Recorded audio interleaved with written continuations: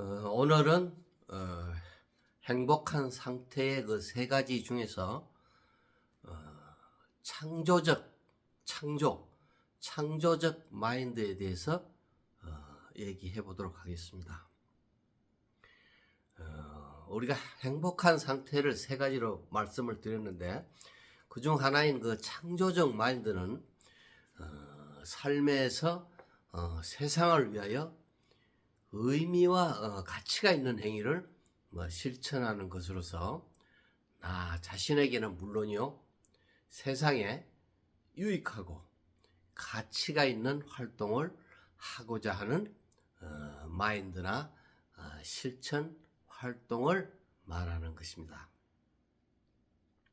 세상을 위한 창조적 행위는 곧 세상을 사랑하는 마음에서 우러나올 것이며, 또한 그런 일은 행함으로써 사랑하는 마음도 생기게 될 것입니다. 이 창조적 행위는 행복 3요소의 그 필드 중에서 자아실현 필드의 활동과 밀접한 관련이 있습니다. 우리가 행복을 얻는 필드 중 자아실현 필드는 행복의 궁극적 장으로서 삶에서 의미와 가치를 찾고자 하는 장입니다.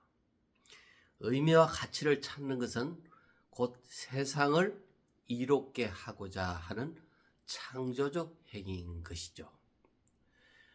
창조적 행위가 원활하게 작동하기 위해서는 독서도 중요하지만 늘상 세상에 대한 호기심과 의구심을 잃지 않고 열정적 삶을 필요로 합니다. 그러한 과정은 세상을 사랑하는 긍정적 마인드가 없이는 진행되지 않을 것이며, 그것은 곧 행복한 상태의 하나가 될 것입니다. 뚜르게네프는 창조적 삶을 살 것을 이렇게 얘기를 합니다. 당신이 돌 하나를 굴리더라도 세상에 도움이 되도록 하라 라고 하였죠.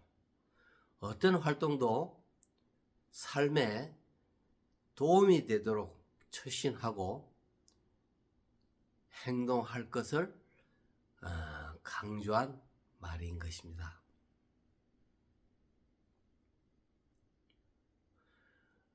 창조적 행위라고 해서 새로운 기계를 발명한다거나 예술, 거창한 예술이나 철학 등 이런 거창한 활동만을 의미하지는 않는다. 창조적 행위는 이를 대하는 자세와 직접적으로 관련된 것으로서 자발적, 주체적 사고로 임하면은 바로 그것이 창조적 행위가 될 가능성이 높습니다. 농사를 짓거나 가사활동, 회사를 위하여 나 자신의 맡은 일을 열심히 하고 충실히 하는 것도 창조적 행위가 될 것입니다. 오늘 하루를 다람쥐 쳇바퀴 돌듯 하루를 보낼 것인가? 조금이라도 세상에 도움되는 일을 행할 것인가 하는 것은 순전히 당신의 생각의 문제입니다. 삶이 의미가 있다거나 없다고 하는 것은 어떻게 보면 적절하지 않죠. 즉, 한 개인에게 또는 사회적 측면에서 고정적인 대상이라고 할 수는 없습니다. 자신이 의미를 찾겠다는 긍정적 시각에서 가능한 동적인 개념으로 봐야 할 순전히 정신적인, 내적인 사고라고 할 수 있습니다. 따라서 의미와 가치 있는 일을 어디에 존재하는 발견 대상이 아닌 것이죠. 당신이 찾고 만들어 가야 할 귀중한 발명품이라고 할 수 있습니다. 과거에는 신의 명령에 복종하면 세상에 이런 만사 그만이었지만 신이 없는 현대인들은 의미와 가치를 찾고자 하는 활동이 없다고 한다면 일상은 매우 공허하고 허무와 무료로 고통받을 가능성이 매우 큽니다. 이런 때일수록 의미 있고 가치 있는 일을 추구해 가야 할 것입니다. 사실 인간의 의미 추구는 중세 이후의 문제였죠. 세계의 틀이 신에서 인간으로 이동된 18세기 이후의 일이었다는 게 참 신기할 따름입니다.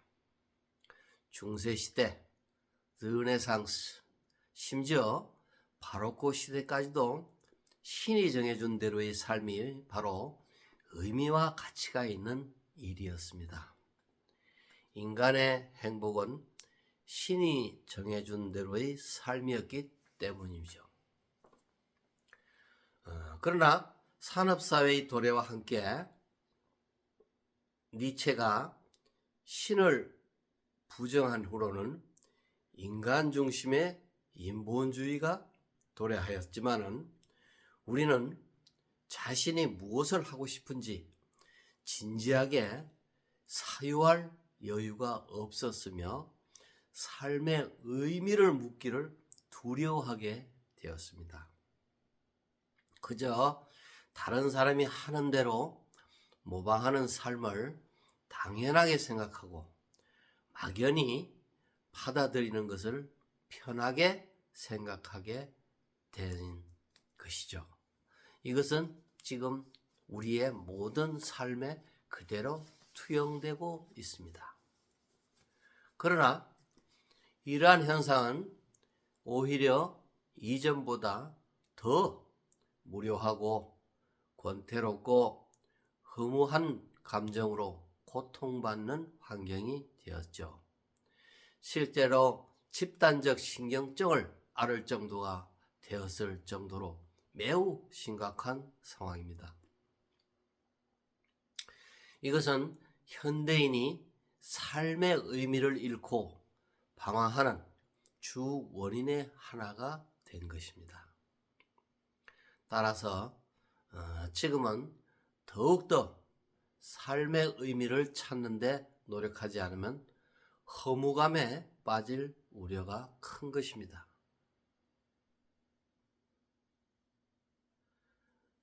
지금의 세상은 과거와 달리 당신의 의지에 따라 자신을 찾을 수 있는 환경은 더욱더 양호한 편입니다.